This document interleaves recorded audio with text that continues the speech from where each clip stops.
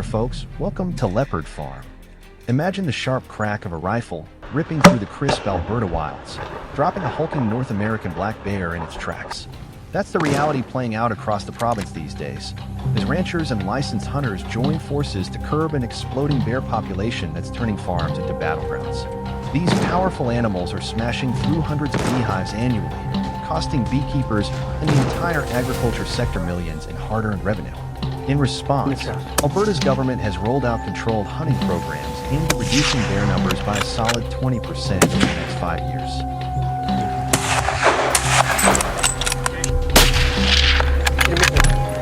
Out in Alberta's vast pine forests, bear hunts have turned into an everyday mission for those pushing back. Prepping for a successful outing takes razor-sharp concentration and serious patience. Veteran hunters craft unbeatable lures, mixing sticky sweet honey with crunchy nuts and rotting fruit, before settling it all inside capsules. They strategically place these baits next to massive tree stumps or hang them from sturdy branches, luring bears in close without alerting them to the ambush waiting just ahead.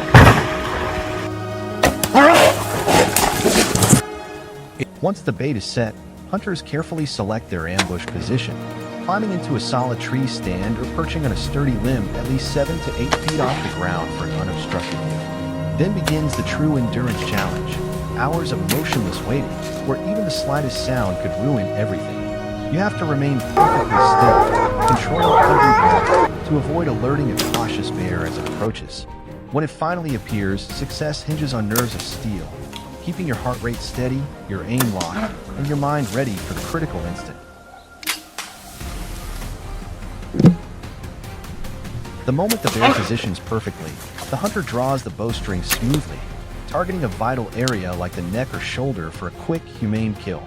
Many rely on top-tier equipment such as the Matthews V3X compound bow, featuring cutting-edge cam technology for dead-on precision up to 40 yards and arrow speeds reaching 340 feet per second. In these high-stakes situations, you typically get just one opportunity.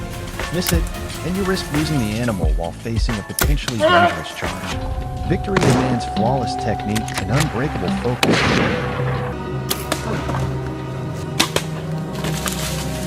To nail a successful bear hunt, you need to roll in fully equipped with the essentials that give you the edge. Start with top-tier binoculars to scout those sneaky Bruins from a distance, whether they're trudging across a ridge or hunkered down in a draw. For stopping power, seasoned hunters swear by beasts like the Ruger Hawkeye or a .338 Winchester Magnum. These rifles deliver the knockout blow to anchor a massive bear on the spot. And always keep a rock-solid hunting knife on your belt. It's your ultimate backup when the action turns hairy with a personal flash.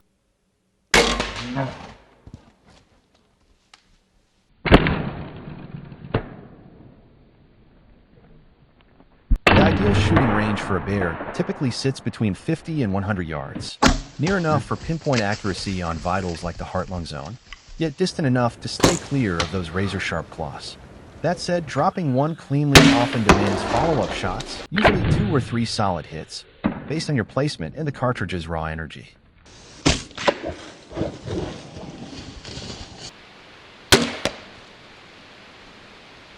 Bear hunting in Alberta is a hot-button issue that's got locals, farmers, and wildlife lovers locked in fierce debate. Supporters argue it's a critical way to control exploding bear populations, protect ranchers from devastating crop and livestock losses, and keep families safe from 600-pound predators wandering into backyards. The question is, do you side with the hunters keeping the balance, or champion non-lethal solutions that put the bear's well-being first?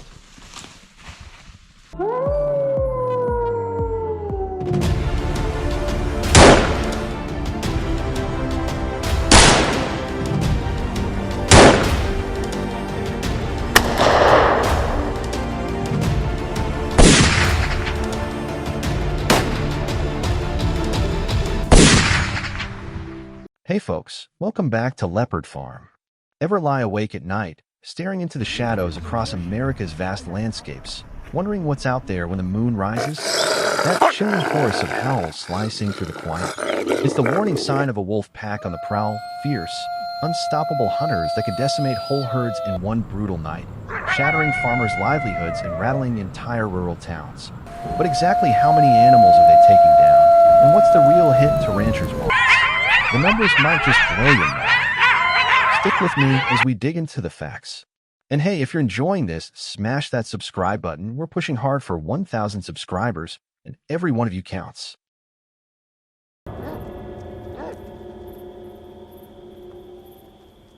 Back in January 2024, Washington state saw a massive spike in wolf attacks, logging 156 verified cases of wolf harming or killing cattle. That's the most ever since they started tracking this stuff. Over in California, the expanding gray wolf packs are ramping up strikes on livestock, hitting hardest in counties like Siskiyou, Lassen, Plumas, and Sierra. Ranchers are feeling the pain in their pockets too, like one guy in Grand County, Colorado, who submitted a claim topping $400,000 for losses from wolf kills and the stress it put on his surviving animals. Stories like these highlight the tough realities for folks raising livestock in areas where wolves are making a strong comeback.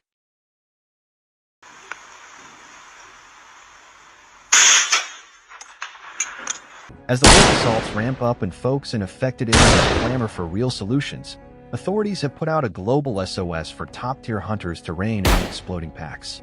They've handpicked over 500 of the best marksmen from around the world for this tightly controlled operation, making sure every step is done right and responsibly. To get in on it, hunters need valid big game footage, solid skills in stalking and shooting, and a commitment to quick, clean takedowns under strict guidelines. Sweetening the deal, the feds are dishing out bounties from $2,000 up to $8,000 per wolf, based on its size and where it's bagged.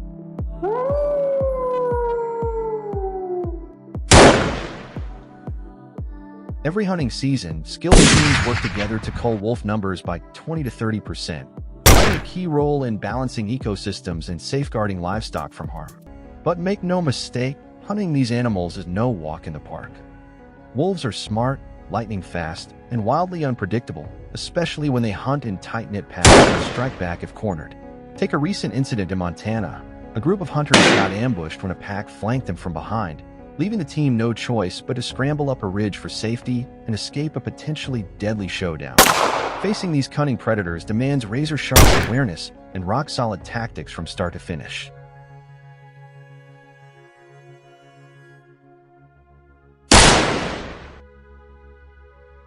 Once the hunt wraps up successfully, the rules kick in. Hunters must tag the wolf immediately and report the kill to keep population data accurate and stay on the right side of the law. Many go further, skinning the animal for its pelt and shipping off tissue samples to wildlife experts for vital research. To gear up for the next season, they'll need to refresh their permit and pass fresh safety checks, all to uphold responsible, ethical standards in the field.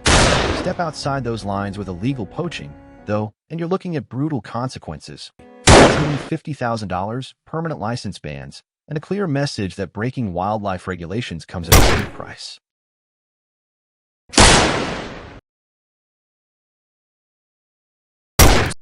Wolf hunting offers real relief for ranchers and rural communities facing livestock losses, but it sparks fierce debate across the country. On one side, wildlife advocates stress that wolves are vital for keeping ecosystems in check by controlling prey populations. On the other, locals argue that managing wolf numbers is non-negotiable to safeguard farms, families, and local economies. Where do you stand? Is regulated hunting the key to preventing more damage? Or should we prioritize smarter, non-lethal solutions like guard animals and deterrence? Drop your thoughts in the comments below. We read every one. And if you're loving these deep dives into the wild side of hunting, hit that subscribe button. We're pushing hard for 1,000 subscribers, and your support fuels more epic stories and adventures. Catch you on the next hunt.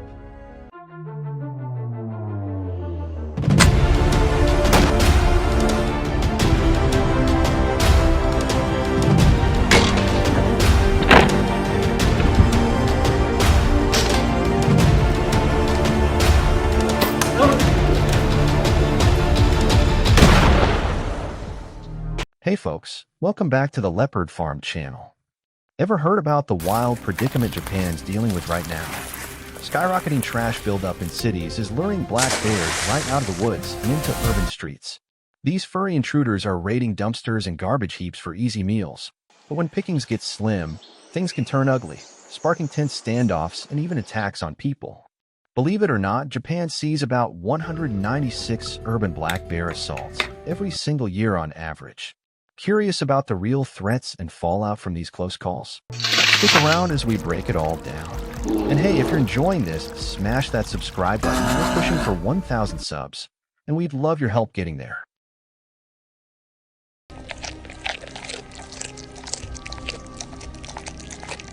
Back on June 12, 2024, a guy was just strolling along, chatting on his phone, when a black bear came charging out of nowhere.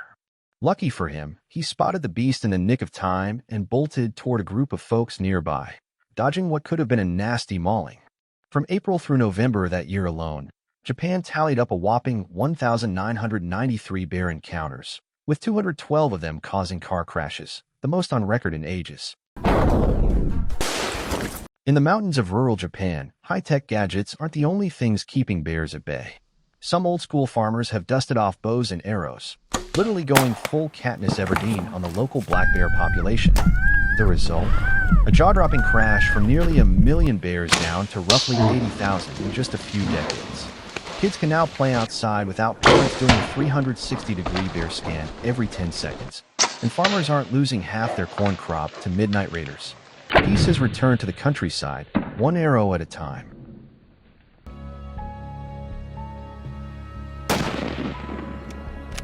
Meanwhile, Japan's bear hunters have turned baiting into an art form. Picture this: giant, tamper-proof boxes the size of a small fridge, loaded with the kind of smells that make a bear forget its manners. Think sticky sweet barbecue sauce, day-old donuts, and leftover fried chicken grease. These smell bombs sit out in the woods like bear Airbnb reviews waiting to go viral. The boxes are bird-proof, sun-proof, and built like tanks, so the bait stays irresistible for weeks. One whiff, and Yogi comes in like he's late for the picnic of the century, straight into the hunter's crosshairs. I got him. Just wait.